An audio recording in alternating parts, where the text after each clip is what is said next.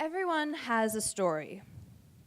Some people lend out their stories like they're a library. They pass out snippets of their past like they're bouquets of flowers.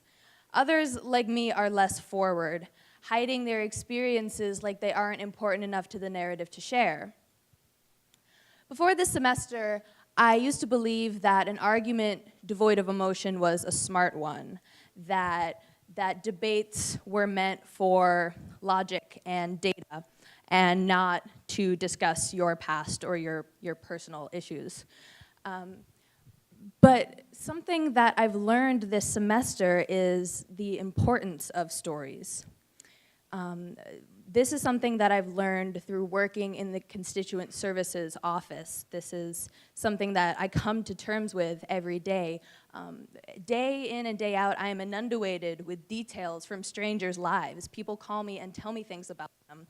I'll have a woman calling me and asking for financial assistance because her young husband has unexpectedly passed away.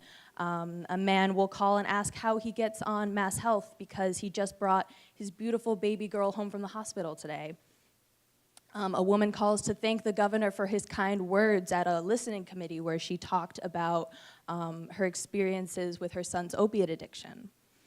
So I'd like to share with you guys a story that I have heard that has changed me this semester.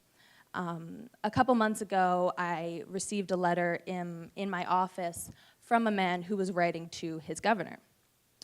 This man had a story that he wanted to tell.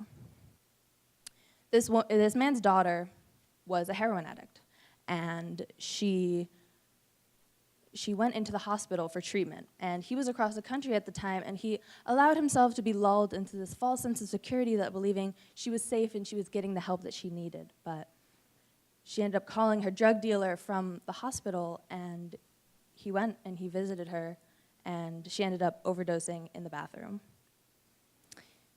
Now, this man knew what he wanted to do. Nothing could bring back the pain of losing an only child, and he knew that, but he also knew that he could serve her memory and make long-lasting change. So he wrote to his governor, telling his story. He wrote to his governor asking for him to sign legislation that would allow drug dealers to be held accountable for murder when their products cause a drug-related death. And it was a really happy day. Actually, about a month later, I was able to get in touch with him and let him know that the governor had just filed the legislative package that, among other things, would allow drug dealers to be held on a homicide charge when their products cause death. So laws and policies don't solve everything. They're not supposed to, but they can act to create closure in your life in ways that they wouldn't otherwise.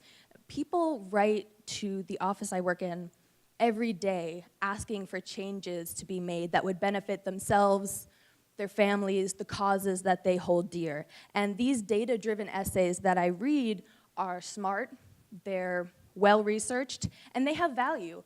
But I truly believe that in order to convince a bunch of strangers and uninvolved parties to be on your side and advocate for a cause that you believe in, you need emotion. I've been afraid of emotion my whole life because gross. But I believe the ability to corral your story, corral your vulnerability is in order to create lasting impact in policy and laws is so much more valuable than hiding it away out of fear of the icky feeling of vulnerability. So everyone has a story.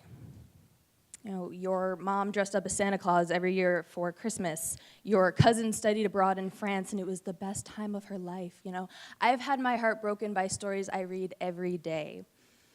Politics aren't about data and facts exclusively. Politics are about stories. Politics are about your stories. Thank you.